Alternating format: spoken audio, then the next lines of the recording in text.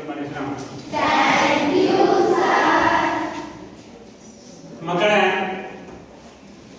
ಇಂದು ನಾವು ಈ ಪಾಠವನ್ನು ಆರಂಭ ಮಾಡುವುದಕ್ಕೆ ಮುಂಚೆ ಸ್ವಲ್ಪ ಕಥೆಗಳ ಮುಖಾಂತರ ಪಾಠವನ್ನು ಆರಂಭಿಸೋಣ. ಮಕ್ಕಳು, ನಿಮಗೆಲ್ಲ ಗೊತ್ತು, ಪ್ರಾಚೀನ ಕಾಲದಲ್ಲಿ ಈ ಜನರು ಆಡಳಿತವನ್ನು ನಡೆಸ್ತಾ ಇದ್ರು ಅಂತ. ಯಾರು ನಡೆಸ್ತಾ ಇದ್ರು ಹಿಂದಿನ ಕಾಲದಲ್ಲಿ ಆಡಳಿತ? ಊರಿನ ಚೇರ್ಮನ್ರು, ಪಟೇಲ್ರು, ಶಾನ್ಬಾಗ್ರು, ಇವರಿಗೆ ಊರಿನ ಆಡಳಿತ ನಡೆಸ್ತಾ ಇದ್ರು. ನಿಜನೇ ಇಲ್ವಾ? ಇವರು ಅವರೇ ಆಡಳಿತ ನಡೆಸ್ತಾ ಇದ್ರು. ಅವರ ಆಡಳಿತ ಹೇಗೆ ಕೊಡ್ತಾ ಇದ್ರು? ಜನಗಳಿಗೆ ಸ್ಪಂದಿಸ್ತಾ ಇದ್ರ? ಜನಗಳಿಗೆ ಅವರು ಸ್ಪಂದಿಸ್ತಿರ್ಲಿಲ್ಲ. ಅವ್ರಿಗೆ ಕಾನೂನಿನ ಅರಿವಿರಲಿಲ್ಲ. ಅವರು ಯಾರೋ ಶ್ರೀಮಂತರ ಬಲದಿಂದ ಅವರು ಆಯ್ಕೆಯಾದಂತವರು. ಅವ್ರನ್ನ ಯಾರು ಆಯ್ಕೆ ಮಾಡಿರಲ್ಲ. ಅವರು ಶ್ರೀಮಂತರು ಅಂದ್ಬಿಟ್ಟು ಯಾರೋ ಒಬ್ಬರು ಆಯ್ಕೆ ಮಾಡಿರ್ತಾರೆ. ತಮಗೆ ಬೇಕಾದ ರೀತಿಯಲ್ಲಿ ಕಾನೂನುಗಳನ್ನ, ಅಂದ್ರೆ ಬೇಕಾದ ರೀತಿಯಲ್ಲಿ ನ್ಯಾಯವನ್ನ ಕೊಡ್ತಾ ಇದ್ರು. ಮುಂದುವರೆದ ಜನಾಂಗ ಒಂಥರ ನ್ಯಾಯ, ಹಿಂದುಳಿದ ಜನಾಂಗ ಒಂಥರ ನ್ಯಾಯ. ಸರಿಯಾಗಿ ಅವರು ನ್ಯಾಯವನ್ನ ನೀಡ್ತಿರ್ಲಿಲ್ಲ. ಅಪರಾಧಿಗಳನ್ನ ಏನ್ ಮಾಡ್ತಾ ಇದ್ರು? ನಿರಪರಾಧಿ ಅಂತ ಇದ್ರು. ನಿರಪರಾಧಿಗಳನ್ನ ಏನ್ ಮಾಡ್ತಾ ಇದ್ರು? ಅಪರಾಧಿ ಅಂತ ಇದ್ರು. ತಮ್ಮ ಸಂಬಂಧಿಕರಿಗೆ ಅವರು ನ್ಯಾಯವನ್ನು ಒದಗಿಸಿಕೊಡ್ತಾ ಇದ್ರು. ತಮಗೆ ಅನುಕೂಲ ತಕ್ಕ ಹಾಗೆ ಅವರು ಏನ್ ಮಾಡ್ತಾ ಇದ್ರಪ್ಪ ಅಂತಂದ್ರೆ ಆಡಳಿತ ನಡೆಸ್ತಾ ಇದ್ರು. ಹಾಗಾದ್ರೆ ಜನಗಳಿಗೆ ಈ ರೀತಿ ಆ ಆಡಳಿತ ಜನಗಳಿಗೆ ಇಷ್ಟ ಇತ್ತ? ಆಡಳಿತ ಬೇಕಾಗಿತ್ತ? ಅದು ಆಡಳಿತ ಯಾರಿಗೂ ಇಷ್ಟ ಇಲ್ಲ. ಯಾಕೋ? ಯಾರಿಗೂ ಬೇಕಾದ್ರೆ ಅವನು ಆಡಳಿತ ನಡೆಸ್ಕೊಂಡ್ರೆ ಜನಗಳ ಹಿತವನ್ನ ಕಡೆಗಣಿಸ್ತಾ ಇದ್ರು. ಜನಗಳ ಹಿತವನ್ನ ಕಡೆಗಣಿಸ್ತಾ ಇದ್ರು. ಈಗ ನಿಮ್ಗೆ ಗೊತ್ತಿದೆ, ಮೇಲ್ವರ್ಗದವರು ಕೆಳವರ್ಗದವರನ್ನ ಶೋಷಣೆಗೆ ಒಳಪಡಿಸ್ತಾ ಇದ್ರು. ಕೆಳವರ್ಗದವರನ್ನ ಮೂಲಭೂತ ಹಕ್ಕುಗಳನ್ನ ಕಿತ್ಕೊಂಡಿದ್ರು. ಅವ್ರಿಗೆ ಜೀವಿಸುವಂತ ಹಕ್ಕಿತ್ತು, ಬದುಕಿನ ಹಕ್ಕಿತ್ತು. ಹಕ್ಕನ್ನೆಲ್ಲ ಕಿತ್ಕೊಂಡು ಪ್ರಬಲ ವರ್ಗದವರು ಜೀವನ ನಡೆಸ್ತಾ ಇದ್ರು. ಇದು ತಲತಲಾಂತರದಿಂದ ಈ ರೀತಿ ಆಡಳಿತ ನಿರ್ವಹಣೆ ಆಗ್ತಾ ಇತ್ತು. ಅವನು ಸತ್ತೋದ, ಅವನ ಮಗ ಚೇರ್ಮನ್. ಅವನ ಮಗ ಸತ್ತೋದ, ಅವನ ಮಗ ಚೇರ್ಮನ್. ಈ ರೀತಿ ಆಡಳಿತವನ್ನ ದುರುಪಯೋಗ ಮಾಡ್ಕೊಳ್ತಾ ಇದ್ರು. ಇಂಥ ಆಡಳಿತ ಈಗಿನ ಕಾಲದಲ್ಲಿ ಆಡಳಿತ ಇದೆಯಾ ಇಲ್ವಾ? ಹಾಗಾದ್ರೆ ಯಾವ ಆಡಳಿತ ಇರೋದು? ಯಾವ ಆಡಳಿತ? ಈಗ ಪ್ರಜೆಗಳಿಂದ ನೇರವಾಗಿ ಆಯ್ಕೆಯಾದಂತ ಪ್ರತಿನಿಧಿಗಳು ಸರ್ಕಾರವನ್ನ ನಡೆಸ್ತಾ ಇದ್ದಾರೆ. ಅವನ್ ಸತ್ತೋದ, ಅವನ ಮಗ, ಅವನ್ ಸತ್ತೋದ, ಇವನ್ ಮಗ ಅಂತ ಏನಾದ್ರು ಇದೆಯಾ? ಈಗ ಇಲ್ಲ. ನಾವು ಪರೋಕ್ಷವಾಗಿ ಪ್ರತಿನಿಧಿಗಳನ್ನ ಆರಿಸಿ ಏನ್ ಮಾಡ್ತಾ ಇದೀವಿ? ನಾವು ಸಂಸತ್ಗೆ ಕಳಿಸ್ಕೊಡ್ತಾ ಇದೀವಿ. ಅವರು ಕಾನೂನುಗಳನ್ನ ರಚಿಸಿ ನಮಗೆ ಆಳ್ವಿಕೆಯನ್ನ ಮಾಡ್ತಾರೆ ಅಂತ ಇವತ್ತು ಸರ್ಕಾರ ಅಲ್ವಾ? ಇವತ್ತು ಅಂದ್ರೆ ಪ್ರಾಚೀನ ಕಾಲದ ಸರ್ಕಾರ ಇದೆಯಾ ನಮ್ಮಲ್ಲಿ? ಯಾರಾದ್ರೂ ಆಳ್ತಾ ಇದ್ದಾರೆ? ಚೇರ್ಮನ್, ಪಟೇಲ್, ಶಾನ್ಭಾಗ್ ಅಂತ ಆಳ್ತಾ ಇದಾರೆ? ಇಲ್ಲ. ಅವ್ರಿಗೆ ಕಾನೂನು ಜ್ಞಾನನೇ ಗೊತ್ತಿಲ್ಲ. ಅವ್ರಿಗೆ ಕಾನೂನು ಅರಿವೇ ಇಲ್ಲ. ಶ್ರೀಮಂತರು ಅಂದ್ಬಿಟ್ಟು, ಅಗರ್ಭ ಶ್ರೀಮಂತರು ಅಂದ್ಬಿಟ್ಟು ಬೇರೆಯವರ ಮೇಲೆ ದಬ್ಬಾಳಿಕೆ ಮಾಡಿ ಆಡಳಿತ ನಡೆಸ್ತಾ ಇದ್ರು. ಆ ಆಡಳಿತ ಇತ್ತೀಚಿನ ದಿನಗಳಲ್ಲಿ ಅಂತ್ಯಗೊಂಡಿದೆ. ಯಾವಾಗ ಅಂತ್ಯಗೊಂಡು? ಇತ್ತೀಚಿನ ದಿನಗಳಲ್ಲಿ ಅಂತಂದ್ರೆ ಯಾವಾಗ ನಮಗೆ ಸಂವಿಧಾನ 1950 ಜನವರಿ 26ನೇ ತಾರೀಕು ಡಾಕ್ಟರ್ ಬಿ.ಆರ್. ಅಂಬೇಡ್ಕರ್ ಅವರು ನಮಗೆ ಯಾವ ಸಂವಿಧಾನ ಕೊಡುಗೆಯನ್ನು ನೀಡಿದ್ರು, ಅದೆಲ್ಲ ಹಂತ ಹಂತವಾಗಿ ಏನಾಯ್ತು? ಬದಲಾಗ್ತಾ ಬಂತು. ಹಾಗಾದ್ರೆ ಮಕ್ಕಳೇ, ಈ ದಿನ ಈ ತರಗತಿಯಲ್ಲಿ ಪ್ರಜಾಪ್ರಭುತ್ವ ಎಂಬ ಪಾಠದ ಬಗ್ಗೆ ನಾವು ತಿಳ್ಕೊಳ್ಳೋಣ. ಯಾವುದು? ಪ್ರಜಾಪ್ರಭುತ್ವ.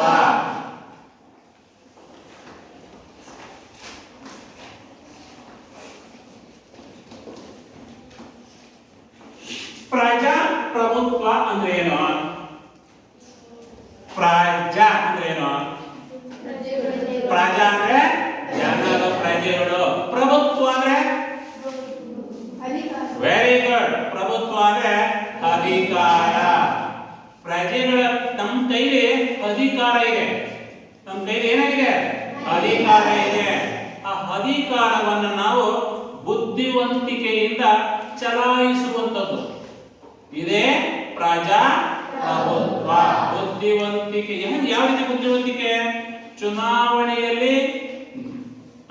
ಚುನಾವಣೆಯಲ್ಲಿ ಸ್ಪರ್ಧಿಸಿದ ಅಭ್ಯರ್ಥಿಯನ್ನು ನಾವು ಮತದಾನ ಮಾಡುವುದರ ಮುಖಾಂತರ ನಾವು ಏನ್ ಮಾಡೋದು? ಅವನನ್ನ ಆರಿಸಿ ವಿಧಾನಸಭೆಗೆ, ಸಂಸತ್ತಿಗೆ ಕಳಿಸಿಕೊಡುವಂಥದ್ದು ಇದು ನಮ್ಮ ಕೈಲಿದೆ ಅಧಿಕಾರ. ಇದೆ, ನಿಜ ತಾನೇ ಇಲ್ವಾ? ಅಂತ ನಾವು ಪ್ರಜೆಗಳು. ನಾವು ಏನಾಗಬೇಕು? ನಾವು ಪ್ರಜೆಗಳು ಜ್ಞಾನವಂತರಾಗಬೇಕು, ಬುದ್ಧಿವಂತರಾಗಬೇಕು. ನಾವು ಯಾಕೆ?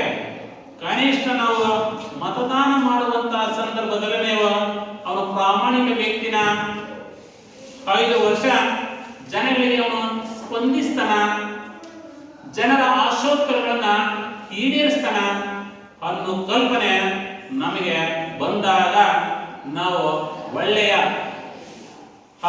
ಪ್ರತಿನಿಧಿಯನ್ನ ಆರಿಸ್ತೀವಿ. ನಮ್ಗೆ ಆಗ ಒಳ್ಳೆಯ ಪ್ರಭುತ್ವ ನಮಗೆ ಸಿಕ್ಕಿದಂತ ಪ್ರಭುತ್ವವನ್ನು ನಾವು ಸರಿಯಾಗಿ ನಾವು ಬಳಸಿಕೊಂಡಿದ್ದೀವಿ ಅನ್ನೋದು.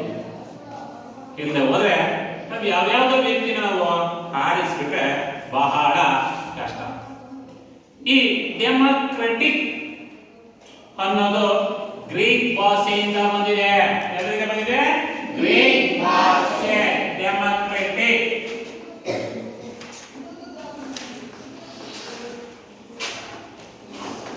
ಇದು ಗ್ರೀಕ್ ಭಾಷೆಯಿಂದ ಬಂದಿದೆ. ಈ ಡೆಮಾಕ್ ಅಂದ್ರೆ ಏನು? ಜನರು.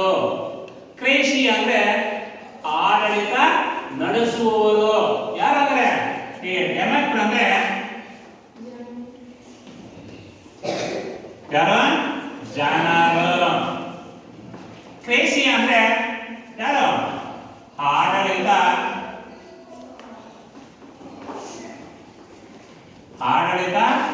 ನಡೆಸುವವರು.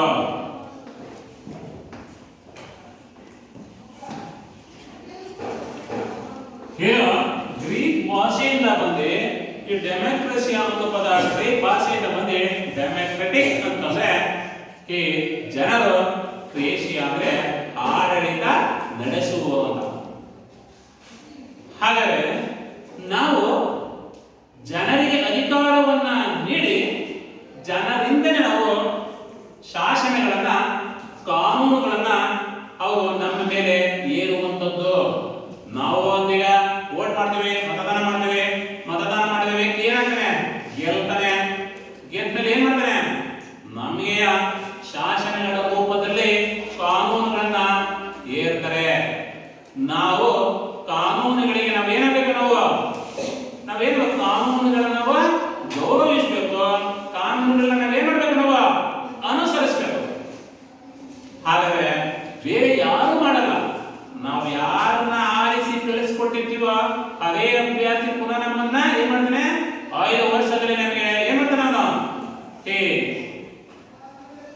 ಶಾಸನಗಳನ್ನ, ಕಾನೂನುಗಳನ್ನ ರಚಿಸುವಂತ ಕೆಲಸವನ್ನ ಮಾಡ್ತಾನೆ. ಯಾರು? ಜನರು. ಹಾಗಾದ್ರೆ ಈ ಈ ಆಡಳಿತ ಅಂದ್ರೆ ನಮ್ಮ ಕೈಲಿದೆ. ಯಾರ ಕೈಲಿ? ಪ್ರಜೆಗಳ ಕೈಲಿ.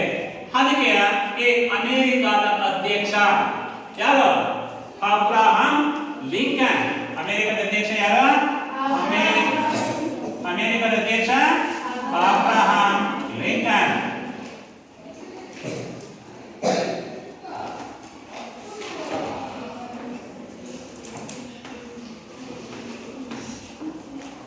ಏನ್ ಹೇಳಪ್ಪ ಅಂದ್ರೆ ಪ್ರಜೆಗಳಿಂದ, ಪ್ರಜೆಗಳಿಗಾಗಿ, ಪ್ರಜೆಗಳಿಗೋಸ್ಕರ ನಡೆಯುವಂತ ಸರ್ಕಾರವನ್ನ ಏನಂತ ಕರೆದ್ರು?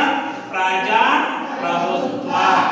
ಪ್ರಜೆಗಳಿಂದ, ನಮ್ಮಿಂದ, ಪ್ರಜೆಗಳಿಗಾಗಿ, ನಮ್ಗೆ, ಪ್ರಜೆಗಳಿಗೋಸ್ಕರ ಈ ಅಧಿಕಾರವಂತ ಸರ್ಕಾರ ಇವತ್ತು ಪ್ರಜಾಪ್ರಭುತ್ವ. ಅಂದ್ರೆ ನಮ್ಮಿಂದ ನೇರವಾಗಿ ಇವತ್ತು ಅಧಿಕಾರವನ್ನು ಪರಮಾಧಿಕಾರವನ್ನ ಇವತ್ತು ನಮ್ಮ ರಾಜ್ಯದ ಮುಖ್ಯಮಂತ್ರಿ, ನಮ್ಮ ದೇಶದ ಪ್ರಧಾನಮಂತ್ರಿ, ನಮ್ಮ ದೇಶದ ಸಂಸದರು, ನಮ್ಮ ರಾಜ್ಯದ ಶಾಸಕರು, ಸಚಿವರು, ರಾಷ್ಟ್ರಪತಿಗಳು ಇವರೆಲ್ಲ ಅಧಿಕಾರವನ್ನ ಪಡ್ಕೊಂಡಿರುವಂತದ್ದು.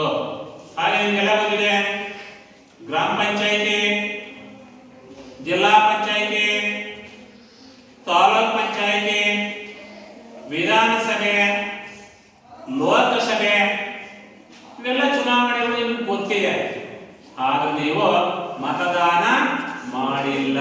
ಯಾಕೆ ಮತದಾನ ಮಾಡಿಲ್ಲ ನೀವು? ನಿಮ್ಗೆ 18 ವರ್ಷ ಆಗಿಲ್ಲ. 18 ವರ್ಷ ಆಗಲ್ವಾ? 18 ವರ್ಷ ಆಗುತ್ತೆ. ಆದಂತ ಸಂದರ್ಭದಲ್ಲಿ ನೀವು ಪ್ರಾಮಾಣಿಕ ವ್ಯಕ್ತಿನ ಆರಿಸ್ತೀರಾ? ಮತದಾನ ಮಾಡುವಂತ ಸಂದರ್ಭದಲ್ಲಿ ಆಶಾ ಆಮಿಷಗಳಿಗೆ ಒಳಗಾಗಲ್ವಾ? ಸೇವೆ ಮುಂಪಟ್ಟಿಸ್ಕೊಳಲ್ವಾ? ಹಾಗಾದ್ರೆ ಆಗ ಮಾತ್ರ ನಿಜವಾದ ಪ್ರಜಾಪ್ರಭುತ್ವ ಅವಾಗ ಉಳಿದು. ಈಗ ಏನಾಗ್ತದೆಯಪ್ಪ ಅಂತಂದ್ರೆ, ಇವತ್ತು ಈ ಸರ್ಕಾರ ಮಾಡ್ತಾ ಇರುವಂತ ನಾವು ಪರಮಾಧಿಕಾರವನ್ನು ಪಡ್ಕೊಂಡಂತ ಪ್ರತಿನಿಧಿಗಳು ಇವತ್ತು ಏನ್ ಮಾಡ್ತಾರೆ? ಇವತ್ತು ನಮ್ಮ ಬದುಕಿನ ಅಸ್ತಿತ್ವವನ್ನೇ ಇವತ್ತು ಕಿತ್ಕೊಳ್ತಾ ಇದ್ದಾರೆ. ಕೆಲವು ಈ ಜನರನ್ನ ವರ್ಗೀಕರಣ ಮಾಡಿ ಒಂದು ಜನಾಂಗ ಇನ್ನೊಂದು ಜನಾಂಗವನ್ನು ಎತ್ತಿ ಕಟ್ಟಿ ಇವತ್ತು ಸರ್ಕಾರವನ್ನ ಇವತ್ತು ಅಂದ್ರೆ ಸಮಾಜವನ್ನ ಇವತ್ತು ಅಸ್ಥಿರತೆಗೆ ಇವತ್ತು ಕೊಂಡೊಯ್ಯುವಂತ ಕೆಲಸವನ್ನ ಇವತ್ತು ನಮ್ಮ ಪ್ರತಿನಿಧಿಗಳು ಮಾಡ್ತಾರೆ. ಅದಕ್ಕೆ ನಾವು ಈ ಕಾಲಕ್ಕೆ ಚುನಾವಣೆ ಬರ್ತಾ ಇದ್ರೆ, ಎಷ್ಟು ವರ್ಷಗಳಿಗೊಮ್ಮೆ ಚುನಾವಣೆ ಬರುತ್ತೆ? 5 ವರ್ಷಗಳಿಗೊಮ್ಮೆ ಚುನಾವಣೆ ಬರ್ತಾ ಇದ್ರೆ, 5 ವರ್ಷಗಳಲ್ಲಿ ನಾವು ಒಳ್ಳೆಯ ವ್ಯಕ್ತಿಯನ್ನು ನಾವು ಪ್ರಾಮಾಣಿಕ ವ್ಯಕ್ತಿಯನ್ನು ನಾವು ಆರಿಸಿ ನಮ್ಮಗಳಿಗೆ ಸ್ಪಂದಿಸ್ತಾರ, ಜನಗಳಿಗೆ ಉತ್ತಮ ಆಡಳಿತವನ್ನ ನೀಡ್ತಾರ ಅನ್ನೋ ನಿಟ್ಟಿನಲ್ಲಿ ನಾವು ಪ್ರಜ್ಞಾವಂತರಾಗಿ ಪ್ರಜ್ಞಾವಂತ ಪ್ರಭುಗಳು ಮತದಾನ ಮಾಡಿ ನಾವು ಒಳ್ಳೆಯ ಅಭ್ಯರ್ಥಿಯನ್ನ ಆರಿಸಿದ್ರೆ ಒಳ್ಳೆಯ ನಮ್ಮ ದೇಶಕ್ಕೆ ಸಮಾಜಕ್ಕೆ ಒಂದು ಭದ್ರವಾದ ಬುನಾದಿಯನ್ನ ಹಾಕೊಡ್ತಾರೆ. ಅದಕ್ಕೆ ನಾವು ಪ್ರಜೆಗಳಾದಂಥವರು ನಾವು ಏನ್ ಮಾಡ್ಬೇಕು? ನಾವು ಒಳ್ಳೆಯ ವ್ಯಕ್ತಿಯನ್ನ ನಾವು ಆರಿಸಬೇಕು. ಹಂಗೆ ಅಮೆರಿಕ ಅಧ್ಯಕ್ಷ ಅಬ್ರಹಾಂ ಲಿಂಕನ್ ಈ ಪ್ರಜೆಗಳಿಂದ ಪ್ರಜೆಗಳಿಗಾಗಿ ಪ್ರಜೆಗಳಿಗೋಸ್ಕರ ನಡೆಯುವ ಸರ್ಕಾರ ಅಂತ ಹೇಳೋದು. ಅದೇ ರೀತಿ ಲಾರ್ಡ್ ಬ್ರೈಟ್ ಇವ್ರು ಏನ್ ಮಾಡೋದು? ಇವ್ರದ್ದು ಏನಿರೋದು ಇವತ್ತು ಆಡಳಿತ ಏನಾಗಿದೆಯಪ್ಪ ಅಂತಂದ್ರೆ, ಇವತ್ತು ಈ ಒಂದು ನಮ್ಮ ಆಡಳಿತ ಪ್ರಜೆಗಳ ಕೈಯಲ್ಲಿದೆ. ನಾವು ಒಳ್ಳೆಯ ವ್ಯಕ್ತಿಯನ್ನ ನಾವು ಮತದಾನ ಮಾಡಿ ನಾವು ಕಳಿಸ್ಕೊಟ್ರೆ ಆ ವ್ಯಕ್ತಿ ಏನ್ ಮಾಡ್ತಾನೆ? ಅಧಿಕಾರವನ್ನ ನಡೆಸ್ತಾನೆ. ಆದ್ರೆ ಈ ಪ್ರಾಚೀನ ಕಾಲದಲ್ಲಿ ಇತ್ತು ಏನಿತ್ತು? ಅಧಿಕಾರ ಪ್ರಬಲ ವರ್ಗದವರ ಕೈಯಲ್ಲಿತ್ತು. ಈಗ ಎಲ್ಲಾ ಸಮುದಾಯದವರ ಜೊತೆ ಸಮುದಾಯದವರು ಏನಾಗಿದೆ? ಇವತ್ತು ಎಲ್ಲರಿಗೂ ಅಧಿಕಾರ ಹಂಚಿಕೆಯಾಗಿದೆ. ಬರೀ ಬ್ರಾಹ್ಮಣರಿಗೆ ಎಲ್ಲ ಅಧಿಕಾರ ಇತ್ತು, ಹಿಂದೆ ಬ್ರಾಹ್ಮಣರಿಗೆ ಇತ್ತು.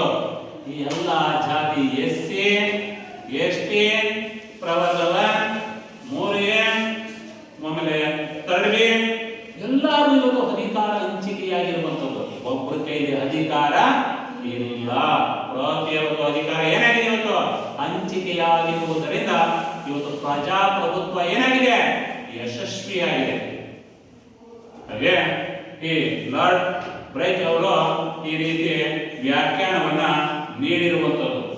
ಆಮೇಲೆ ನೆಕ್ಸ್ಟ್ ಇನ್ನೊಂದೇನಪ್ಪಾ ಅಂತಂದ್ರೆ, ಪ್ರಜಾಪ್ರಭುತ್ವ ಇವತ್ತು ನಮ್ಮ ಜೀವನಕ್ಕೆ ಏನಾಗಿದೆ? ಇವತ್ತು ಒಂದು ಇವತ್ತು ನಮ್ಮ ಪ್ರಜೆಗಳು ನಾವು ಒಳ್ಳೆಯ ಚಿಂತನಶೀಲರಾಗಿರ್ಬೇಕು, ಒಳ್ಳೆಯ ಜ್ಞಾನಿಗಳಾಗಿರ್ಬೇಕು. ಹಾಗಿದ್ದಂತ ಸಂದರ್ಭದಲ್ಲಿ ಅವು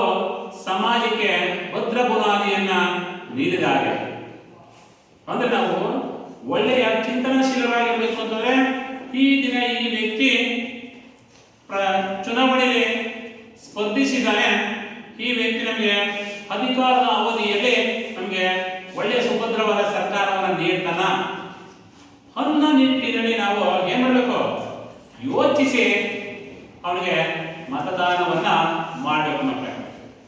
ಹಾಗೆ ಈ ಪ್ರಜಾಪ್ರಭುತ್ವದಲ್ಲಿ ಎರಡು ವಿಧ, ಒಂದು ಪ್ರತ್ಯಕ್ಷ ಪ್ರಜಾಪ್ರಭುತ್ವ, ಮತ್ತೊಂದು ಪರೋಕ್ಷ ಪ್ರಜಾಪ್ರಭುತ್ವ. ಒಂದು ಪ್ರತ್ಯಕ್ಷ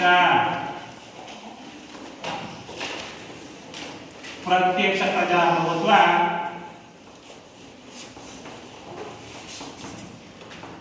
ಮತ್ತೊಂದು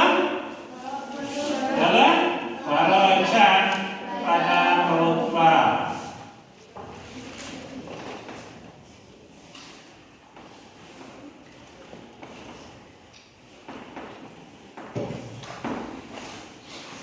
ಈ ಪ್ರಜಾಪ್ರಭುತ್ವದಲ್ಲಿ ಎರಡನೇ ಕಂಡ್ರೆ, ಒಂದು ಪ್ರತ್ಯಕ್ಷ. ಪ್ರತ್ಯಕ್ಷ ಅಂದ್ರೆ ಏನು? ಪ್ರತ್ಯಕ್ಷ, ಪರೋಕ್ಷ. ಪ್ರತ್ಯಕ್ಷ, ಪರೋಕ್ಷ. ಪ್ರತ್ಯಕ್ಷ ಅಂದ್ರೆ ಏನು? ಪ್ರತ್ಯಕ್ಷ ಪ್ರಜಾಪ್ರಭುತ್ವ ಅಂತಂದ್ರೆ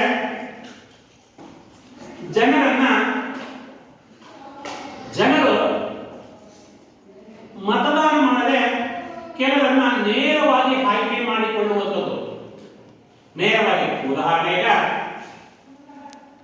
ಅಮೆರಿಕದಲ್ಲಿ ಪ್ರಜಾಪ್ರಭುತ್ವ ರಾಷ್ಟ್ರ ಇದೆ, ಇದೆಯೇ ಇಲ್ವಾ? ಈಗ ಈ ಒಂದು 15 ದಿವಸದ ಹಿಂದೆ ಅಮೆರಿಕದಲ್ಲಿ ಚುನಾವಣೆ ನಡೀತು. ಆ ಚುನಾವಣೆ ಎರಡೇ ಪಕ್ಷಗಳು, ಒಂದು ರಿಪಬ್ಲಿಕ್, ಮತ್ತೊಂದು ಡೆಮಾಕ್ರೆಟಿಕ್. ಅದರಲ್ಲಿ ಇಬ್ಬರೇ ಅಭ್ಯರ್ಥಿಗಳು ನಿಂತಿದ್ರು. ಆ ಅಭ್ಯರ್ಥಿಗಳಲ್ಲಿ ಡೊನಾಲ್ಡ್ ಟ್ರಂಪ್ ಗೆದ್ರು. ಡೆಮಾಕ್ರೆಟಿಕ್ ಪಕ್ಷದಿಂದ ಡೊನಾಲ್ಡ್ ಟ್ರಂಪ್ ಏನಾದ್ರು ಗೆದ್ರು. ಬರೀ ಅವರಿಬ್ಬರಿಗೆ ಅಮೆರಿಕದ ಅಧ್ಯಕ್ಷನಾದ, ಅದನ್ನು ಮಾತ್ರ ಪರೋಕ್ಷವಾಗಿ ವೋಟ್ ಮಾಡೋದು. ಈಗ ಪ್ರತ್ಯಕ್ಷವಾಗಿ ಡೊನಾಲ್ಡ್ ಟ್ರಂಪ್ ತನಗೆ ಯಾರು ಬೇಕು ಸಹಚರರ ಸಹೋದ್ಯೋಗಿಗಳನ್ನ ಅವರೇ ಆಯ್ಕೆ ಮಾಡಿಕೊಂಡು ಅವ್ರಿಗೆ ವೋಟ್ ಮಾಡಲಿಲ್ಲ. ಶಿಕ್ಷಣ ಮಂತ್ರಿ, ತಂತ್ರಜ್ಞಾನ ಮಂತ್ರಿ, PWD ಮಿನಿಸ್ಟರ್, ಸಾರಿಗೆ ಮಂತ್ರಿ, ವಿಮಾನದ ಮಂತ್ರಿ, ಇವ್ರಿಗೆ ಅವ್ರು ಬೇಕಾದವ್ರನ್ನ ಆಯ್ಕೆ ಮಾಡಿಕೊಂಡ್ರು. ಅವ್ರಿಗೆ ಅಮೆರಿಕದ ಪ್ರಜೆಗಳು ಮತದಾನ ಮಾಡಿಲ್ಲ. ಮಾಡಿರೋದು ಹೇಗೆ? ಡೊನಾಲ್ಡ್ ಟ್ರಂಪ್ ಮಾತ್ರ ಮಾಡಿದ್ದಾರೆ. ಅಲ್ಲಿ ಇರೋದೇ ಏಕಪಕ್ಷ. ಆ ಪಕ್ಷದಲ್ಲಿ ಇಬ್ಬರು ನಿಂತ್ಕೊಂಡ್ರು, ರಿಪಬ್ಲಿಕ್ ಒಬ್ಬರು ನಿಂತ್ಕೊಂಡ್ರು, ಡೆಮಾಕ್ರೆಟಿಕ್ ಒಬ್ಬರು ನಿಂತ್ಕೊಂಡ್ರು. ಅದರಲ್ಲಿ ಕಮಲಾ ಹ್ಯಾರಿಸ್ ನಮ್ಮ ಭಾರತದವರು ಸೋತವರು, ಡೊನಾಲ್ಡ್ ಟ್ರಂಪ್ ಗೆದ್ದ. ಆ ಅಮೆರಿಕದ ಜನ ಒಬ್ಬರನ್ನೇ ಆರಿಸಿದ್ರು. ಆದ್ರೆ ಅವರ ಸಹೋದ್ಯೋಗಿಗಳನ್ನ ಏನ್ ಮಾಡಿದ್ರೆ ಡೊನಾಲ್ಡ್ ಟ್ರಂಪ್ ನೇರವಾಗಿ ಆಯ್ಕೆ ಮಾಡಿಕೊಂಡ್ರು. ಇದು ಪ್ರತ್ಯಕ್ಷ ಪ್ರಜಾಪ್ರಭುತ್ವ. ನಮ್ಮ ಭಾರತ ದೇಶದಲ್ಲಿ ಪ್ರತ್ಯಕ್ಷ ಪ್ರಜಾಪ್ರಭುತ್ವ ಇದೆಯಾ? ಭಾರತದಲ್ಲಿ ಪ್ರತ್ಯಕ್ಷ ಪ್ರಜಾಪ್ರಭುತ್ವ ಇದೆಯಾ? ಇಲ್ಲ. ನಿಮಗೆ ಗೊತ್ತಿದೆ ಮಕ್ಕಳೇ, ಕ್ಲಾಸ್ ಅಲ್ಲಿ ಒಂದು ತರಗತಿಯ ನಾಯಕರನ್ನ ಮಾಡಬೇಕು ಅಂದಾಗ ನೀವೇ ಗೋಪ್ಯವಾಗಿ ಚುನಾವಣೆ ಮಾಡಿ ಮತದಾನ ಮಾಡಿ ಆ ಮತದಾನದಲ್ಲಿ ಯಾರು ಅತ್ಯಧಿಕ ಓಟನ್ನು ಪಡ್ಕೊಂಡಿದ್ರೋ ಅವ್ರನ್ನ ಕ್ಲಾಸ್ ಲೀಡರ್ನಾಗಿ ಆಯ್ಕೆ ಮಾಡಿದ್ದೀರಿ. ಇದು ನಿಮ್ಗೆ ಈಗ ಗೊತ್ತಿದೆ. ಇದು ಅಂದ್ರೆ ಪ್ರತ್ಯಕ್ಷವಾಗಿ ಮಾಡಿದ್ರ ಎಲ್ಲ, ಪರೋಕ್ಷವಾಗಿ ಗೋಪ್ಯವಾಗಿ ಮತದಾನ ಮಾಡಿ ನೀವು ನಿಮ್ಮ ಸ್ನೇಹಿತರನ್ನ ಆಯ್ಕೆ ಮಾಡಿದ್ದೀರಿ. ಇದು ಪರೋಕ್ಷ ಮತದಾನ ಅಂತ ಹೇಳ್ತಾರೆ. ಹಾಗಾದ್ರೆ ಈ ಪ್ರತ್ಯಕ್ಷಕ್ಕೂ ಪರೋಕ್ಷಕ್ಕೂ ಏನಪ್ಪಾ ಅಂತಂದ್ರೆ, ಪ್ರತ್ಯಕ್ಷದಲ್ಲಿ ಏನಾಗ್ತಾನೆ, ಅವನು ಬೇಕಾದ ವ್ಯಕ್ತಿನ ಆರಿಸ್ಕೊಳ್ತಾನೆ. ಅವನು ಆ ಜನಗಳಿಗೆ ಸ್ಪಂದಿಸ್ತಾನ, ಗೊತ್ತಿಲ್ಲ. ಅವನು ಒಳ್ಳೆ ವ್ಯಕ್ತಿನ, ನಮಗ್ ಗೊತ್ತಿಲ್ಲ. ಅಮೆರಿಕದಲ್ಲಿ ಹಾಕಿದ ಓಟು ಡೊನಾಲ್ಡ್ ಟ್ರಂಪ್. ಅವನ ಸಹೋದ್ಯೋಗಿಗಳಿಗೆ ನಾವು ಓಟ್ ಹಾಕೇ ಇಲ್ಲ ಅಮೆರಿಕದ ಪ್ರಜೆಗಳು.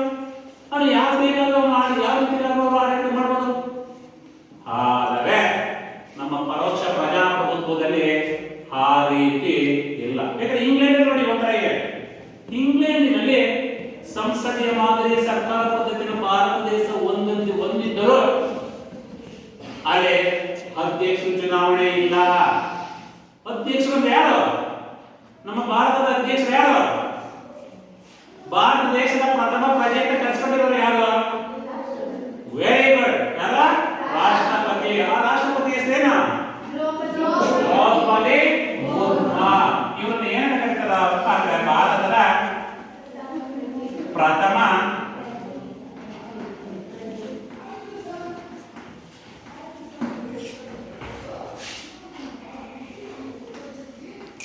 ಮುರ್ಮು. ಇವ್ರಿಗೆ ನಮ್ಮಲ್ಲಿ ಚುನಾವಣೆ ಮಾಡ್ತಾರೆ. ಎಲ್ಲಿ? ಭಾರತದಲ್ಲಿ. ಹಾಗೆ ಇಂಗ್ಲೆಂಡ್ ದೇಶದಲ್ಲಿ ಚುನಾವಣೆ, ಆ ಇಂಗ್ಲೆಂಡ್ ದೇಶದ ಪ್ರಥಮ ಪ್ರಜೆ ಆ ಅಧ್ಯಕ್ಷರಿಗೆ ಚುನಾವಣೆ ಇಂಗ್ಲೆಂಡ್ ಅಲ್ಲಿ ನಡೆಯಲ್ಲ. ಅವ್ರು ಯಾವ ರೀತಿ ಆಯ್ಕೆ ಮಾಡ್ಕೊಳ್ತಾರೆ?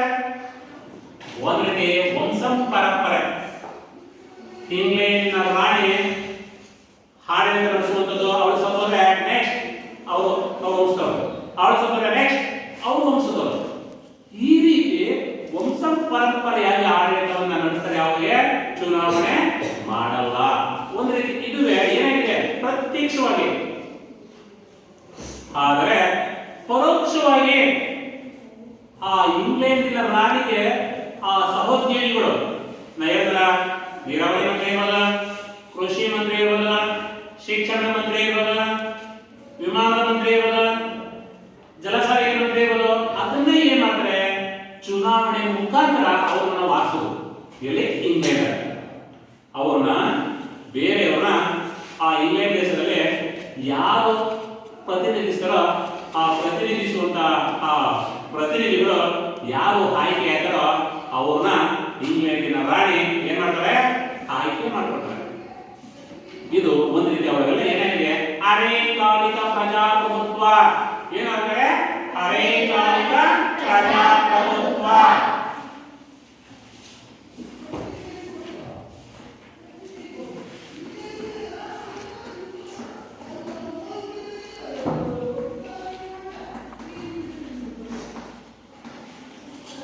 ಭಾರತ ದೇಶದ ದೊಡ್ಡ ಪ್ರಜಾಪ್ರಭುತ್ವ.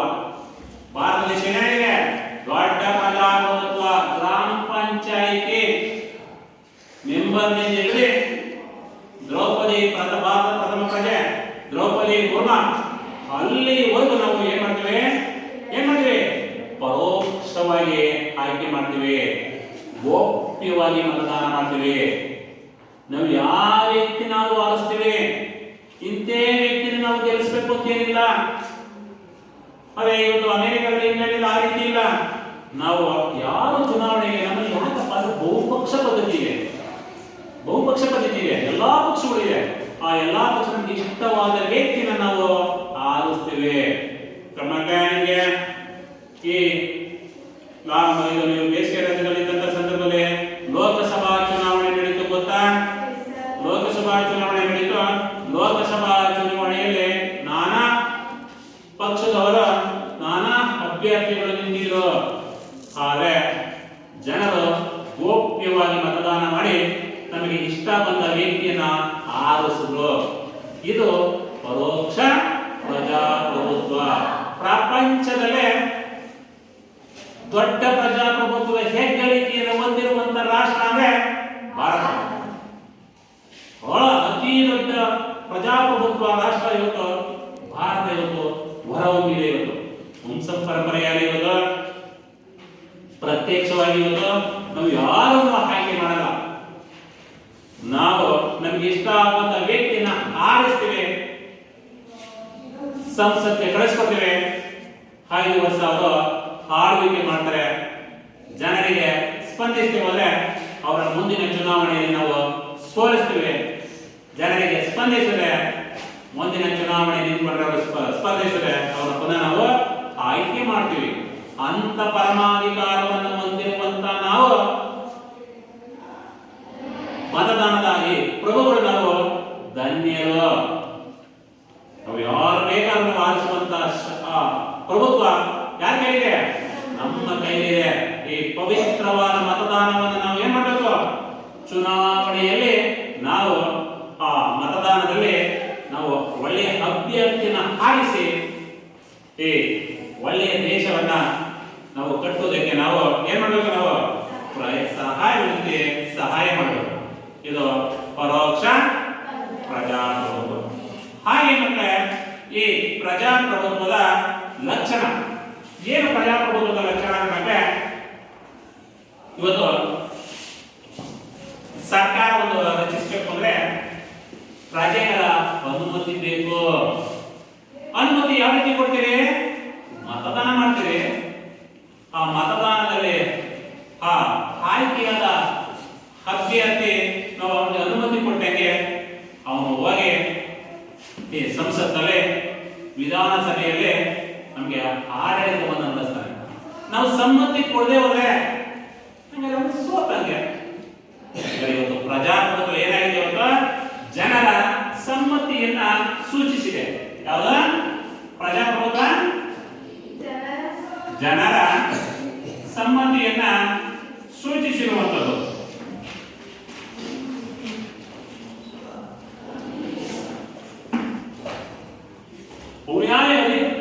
ಹಗರ್ಭ ಶ್ರೀಮಂತರಾಗಿರ್ಬೋದು, ದೊಡ್ಡ ಉದ್ಯಮಿಗಳಾಗಿರ್ಬೋದು, ಆದ್ರೆ ಅವನು ಸಹ ಜನರ ಅನುಮತಿಯನ್ನೇ ಪಡ್ಕೊಂಡು ಹೋಗ್ಬೇಕು. ಹೊರತು ನಾನು ಹಗರ್ಭ ಶ್ರೀಮಂತ ದಾದಾಗಲ್ಲ ಅಂದ್ಬಿಟ್ಟು ಅಜಿತ್ ಪ್ರೇಮ್ಜಿ, ಧೀರುಭಾಯಿ ಅಂಬಾನಿ ಇವರ ದೊಡ್ಡ ದೊಡ್ಡ ಉದ್ಯಮಿದಾರರು ಅಂದ್ಬಿಟ್ಟು ಅವರು ನೇರವಾಗಿ ಸಂಸತ್ತಿಗೆ ವಿಧಾನಸಭೆಗೆ ಪ್ರವೇಶ ಮಾಡುವಂತಿಲ್ಲ. ಆ ಮಾಡುವುದಕ್ಕೆ ಅಧಿಕಾರನೂ ಸಹ ಏನಾಗಿದೆ? ಇಲ್ಲ. ಯಾಕಪ್ಪ ಅಂದ್ರೆ ನಮ್ದು ಪ್ರಾತಿನಿಧಿಕ ಸರ್ಕಾರ. ಪ್ರಾತಿನಿಧಿಕ ಸರ್ಕಾರ ಅಂದ್ರೆ ಚುನಾವಣೆಯಲ್ಲಿ ಸ್ಪರ್ಧಿಸಲೇಬೇಕು. ಚುನಾವಣೆಯಲ್ಲಿ ಸ್ಪರ್ಧಿಸಲೇಬೇಕು.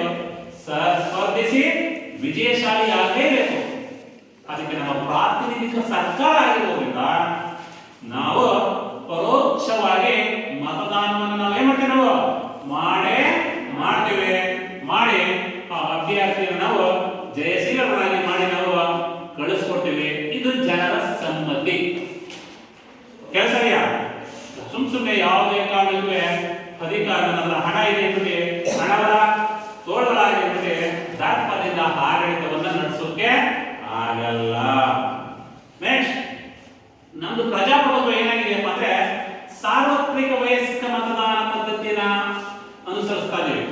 ಆದರ್ಶಿದೆ ಸಾರ್ವತ್ರಿಕ ವಯಸ್ಕ ಮತದಾನ ಪದ್ಧತಿ. ಏನು ಸಾರ್ವತ್ರಿಕ ವಯಸ್ಕ ಮತದಾನ ಪದ್ಧತಿ ಇದೆ? ಸಾರ್ವತ್ರಿಕ ವಯಸ್ಕ ಮತದಾನ ಪದ್ಧತಿ ಅಂದ್ರೆ ಏನು? 18 ವರ್ಷ ತುಂಬಿದಂತ ಎಲ್ಲ ಪ್ರಜೆಗಳು ಮತದಾನ ಮಾಡುವ ಹಕ್ಕನ್ನ ಪಡೆದಿರ್ತಾರೆ. 18 ವರ್ಷ ತುಂಬಿದವರೆಲ್ಲರೂ ಪ್ರತಿಯೊಬ್ಬರು ಮತದಾನ ಮಾಡುವುದಕ್ಕೆ ನಮ್ಮ ಸರ್ಕಾರ ಏನ್ ಮಾಡಿದೆ? ಅವಕಾಶವನ್ನ ಕಲ್ಪಿಸಿಕೊಟ್ಟಿದೆ. ಇದು ಸಾರ್ವತ್ರಿಕ ವಯಸ್ಕ ಮತದಾನ ಪದ್ಧತಿ ಅಂತ ಕರೀತಾರೆ. 18 ವರ್ಷ ತುಂಬಿದವರೆಲ್ಲರೂ ಅವರು ಸಾಯುವವರೆಗೂ ಕಾಲಕಾಲಕ್ಕೆ ಚುನಾವಣೆ ನಡೆಯುವಂತಹ ಸಂದರ್ಭದಲ್ಲಿ ಏನ್ ಮಾಡೋದು? ನಾವು ಮತದಾನವನ್ನು ನಾವು ಮಾಡಬಹುದು. ನಿಜ ತಾನೇ? ನಿಮಗೆ 18 ವರ್ಷ ಆಗಿಲ್ಲ, ಅದಕ್ಕೆ ನೀವು ಚುನಾವಣೆಯಲ್ಲಿ ನೀವು ಏನ್ ಮಾಡಿದ್ರಿ? ಚುನಾವಣೆ ಬಂದಾಗ ನೀವು ವೋಟ್ ಅನ್ನ ಮತದಾನ ಮಾಡಿಲ್ಲ. 18 ವರ್ಷ ತುಂಬಿದ ಏನಾಗ್ತಿತ್ತು? ನೀವು ಮತದಾನ ಮಾಡೋದು ಗೊತ್ತಿದೆ. ಅದಕ್ಕೆ ಸಾರ್ವತ್ರಿಕವಾಗಿ ಸಾರ್ವತ್ರಿಕ ಚುನಾವಣೆಯಲ್ಲಿ ಈ ವಯಸ್ಕ ಮತದಾನ ಪದ್ಧತಿ ಪ್ರತಿಯೊಬ್ಬರು 18 ವರ್ಷ ತುಂಬಿದಂತಹ ವ್ಯಕ್ತಿಗಳೆಲ್ಲ ಮತದಾನವನ್ನ ಮಾಡಬಹುದು. ಹಾಗೆ ಈ ಮತದಾನ ಮಾಡುವಂತ ಸಂದರ್ಭದಲ್ಲಿ ಯಾವ ರೀತಿ ಇರಬೇಕು? ಭಯಭೀತರಾಗಿ ನಾವು ಮತದಾನ ಮಾಡುವಂತಿಲ್ಲ. ಪ್ರಾಮಾಣಿಕವಾಗಿ ನಿಷ್ಪಕ್ಷಪಾತವಾಗಿ ನಾವು ಚುನಾವಣೆಯನ್ನ ಸರ್ಕಾರ ನಡೆಸ್ತದೆ. ಚುನಾವಣೆಯಲ್ಲಿ ನಾವು ನಮಗೆ ಇಷ್ಟವಾದ ವ್ಯಕ್ತಿಯನ್ನ ಪ್ರಾಮಾಣಿಕವಾಗಿ ನಾವು ಆರಿಸಬಹುದು ಅಂತ ನಾವು ಪ್ರಬುದ್ಧ ಮತದಾರರು. ನಿಷ್ಪಕ್ಷಪಾತವಾಗಿ ನಾವು ಹೋಗಿ ಮತದಾನದ ಮತದಾನ ಯಾವ ಸ್ಥಳವಾಗಿ ಸರ್ಕಾರ ನಿಗದಿ ಮಾಡಿರ್ತದೋ ಅಲ್ಲಿ ಹೋಗಿ ನಾವು ಭಯಭೀತರ ಇಲ್ಲದೆ ನಾವು ಮತದಾನ ಮಾಡುವಂತ ಹಕ್ಕನ್ನು ನಮಗೆ ಸರ್ಕಾರ ವಾತಾವರಣವನ್ನ ಕಲ್ಪಿಸಿ ಕೊಟ್ಟಿರುವಂಥದ್ದು. ಆಗ ಯಾವುದೋ ಒಬ್ಬ ವ್ಯಕ್ತಿ ತಾರತಮ್ಯ ಅಂದ್ರೆ ನಾವು ಪ್ರಜೆಗಳು ಯಾವುದೇ ವ್ಯಕ್ತಿ ನಾವು ತಾರತಮ್ಯವಿಲ್ಲದೆ ನಾವು ಏನ್ ಮಾಡ್ಬೋದು, ಮತದಾನವನ್ನು ನಾವು ಮಾಡ್ಬೋದು, ಮತದಾನ ಮಾಡ್ಬೋದು. ನಾವು ಇಂಥ ವ್ಯಕ್ತಿಗೆ ಹಾಕ್ಬೇಕು ಅಂತ ಏನಿಲ್ಲ, ಇಂಥ ವ್ಯಕ್ತಿಗೆ ಹಾಕ್ಬೇಕು ಅಂತ ಏನಿಲ್ಲ. ನಾವೇ ಕಾಂಗ್ರೆಸ್ಗೆ ಹಾಕ್ಬೇಕು ಅಂತ ಏನಿಲ್ಲ, ಭಾರತೀಯ ಜನತಾ ಪಕ್ಷ ಇದೆ ಅಲ್ಲಿಗೆ ಹಾಕ್ಬೇಕು ಅಂತ ಏನಿಲ್ಲ, ಜಾತ್ಯತೀತ ಜನತಾದಳ ಇದೆ ನಾವು ಯಾವುದೇ ಓಟ್ ಹಾಕ್ಬೇಕು ಅಂತ ಏನಿಲ್ಲ, ರೈತ ಸಂಘ ಇದೆ ಯಾವುದೇ ಏನಿಲ್ಲ, ಪಕ್ಷೇತರ ಸ್ವತಂತ್ರ ಅಭ್ಯರ್ಥಿಗಳಿದೆ ಇವ್ರಿಗೆ ಹಾಕ್ಬೇಕು ಅಂತ ಏನಿಲ್ಲ. ನಾವು ಯಾರು ನಾವು ಮತದಾನವನ್ನು ನಾವು ಮಾಡಬಹುದು, ಮತದಾನವನ್ನು ಮಾಡಬಹುದು. ಯಾಕಪ್ಪ ಅಂದ್ರೆ ನಮಗೆ ಇಷ್ಟ ಬಂದ ವ್ಯಕ್ತಿ, ಇಷ್ಟ ಬಂದ ಸರ್ಕಾರ, ಸ್ಪಂದಿಸುವಂತ ಸರ್ಕಾರ ನಮಗೆ ಯಾವುದಿದೆ ಆ ಸ್ಪಂದಿಸುವಂತ ಸರ್ಕಾರಕ್ಕೆ ನಾವು ಮತದಾನವನ್ನು ನಾವು ಮಾಡ್ತಾ ಇರೋದು. ಜನರ ಆಶೋತ್ತರಗಳನ್ನ ಯಾವುದು ಈಡೇರಿಸ್ತದೆ ಆ ಸರ್ಕಾರಕ್ಕೆ ನಾವು ಓಟನ್ನು ನಾವು ಮತದಾನವನ್ನ ಮಾಡ್ತೀವಿ. ಯಾಕಪ್ಪ ಅಂತಂದ್ರೆ ಈ ನಾವು ಮತದಾನ ಮಾಡಿ ಜನಗಳಿಗೆ ಏನ್ ಮಾಡಿದ್ರೆ ಈ ಕಾನೂನುಗಳನ್ನ ರಚಿಸಿ, ಶಾಸನಗಳನ್ನ ರಚಿಸಿ ಒಂದು ದೇಶವನ್ನ, ಆಡಳಿತವನ್ನ ಈ ಭದ್ರ ಬುನಾದಿಗಳಿಗೆ, ಇದರ ದೇಶದ ಆರ್ಥಿಕ ವ್ಯವಸ್ಥೆಗಳಿಗೆ ಕೊಂಡೊಯ್ಯುವಂತ ಶಾಸನಗಳನ್ನ ನಮಗೆ ಜನರೇ ಯಾರು ಆ ಪ್ರಾತಿನಿಧಿಕ ಪ್ರತಿನಿಧಿಗಳು ಯಾರು ನಿಂತಿರ್ತಾರೋ ಅವರೇ ನಮಗೆ ಶಾಸನ ಮಾಡ್ತಾರೆ. ಆ ಶಾಸನಗಳ ಅಡಿಯಲ್ಲಿ ನಾವು ಜನರು ಏನ್ ಮಾಡ್ತೀವಿ, ನಾವು ಕೆಲಸವನ್ನ ಮಾಡ್ತೀವಿ. ಅದಕ್ಕೆ ನಮ್ಮ ಜನರ ಆಶೋತ್ತರಗಳನ್ನ ಸ್ಪಂದಿಸುವಂತ ಸರ್ಕಾರ ಬೇಕು. ಜನರ ಆಶೋತ್ತರಗಳನ್ನು ಸ್ಪಂದಿಸದೇ ಇರುವಂತ ಸರ್ಕಾರ ಆದ್ರೆ ಮುಂದಿನ ಕಾಲಕ್ಕೆ ನಡೆಯುವಂತ 5 ವರ್ಷಗಳಿಗೊಮ್ಮೆ ನಡೆಯುವಂತ ಚುನಾವಣೆ ಇದೆಯಲ್ಲ, ಆ ಚುನಾವಣೆಯಲ್ಲಿ ನಾವು ಏನ್ ಮಾಡ್ತೀವಿ, ನಾವು ಆ ಅಭ್ಯರ್ಥಿಯನ್ನು ನಾವು ಸೋಲಿಸಬಹುದು,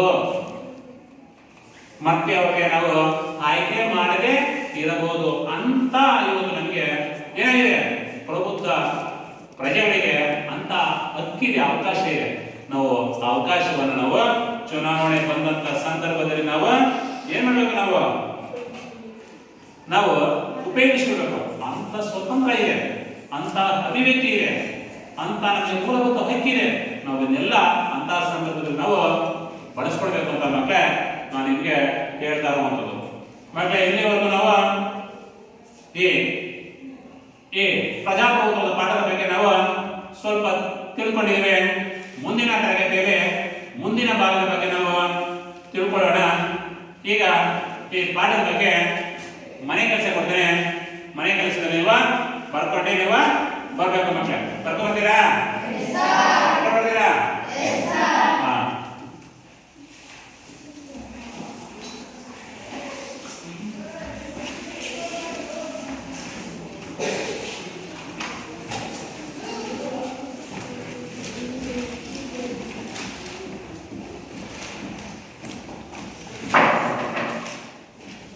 ಒಂದನೇ ಕ್ವಶನ್, ಪ್ರತ್ಯಕ್ಷ ಪ್ರಜಾಪ್ರಭುತ್ವ ಎಂದರೇನು? ಪ್ರತ್ಯಕ್ಷ ಪ್ರಜಾಪ್ರಭುತ್ವ ಎಂದರೇನು? ಉದಾಹರಣೆ ಕೊಡಿ.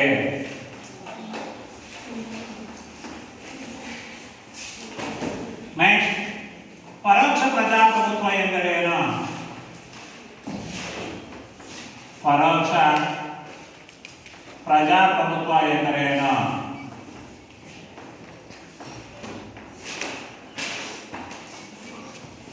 ಉದಾಹರಣೆ ಕೊಡುವಂಥದ್ದು. ನೆಕ್ಸ್ಟ್, ಪ್ರಜಾಪ್ರಭುತ್ವದ ಲಕ್ಷಣಗಳು ಯಾವ್ಯಾವು? ಪ್ರಜಾಪ್ರಭುತ್ವದ ಲಕ್ಷಣಗಳು, ಪ್ರಜಾಪ್ರಭುತ್ವದ ಲಕ್ಷಣಗಳು ಯಾವುವು?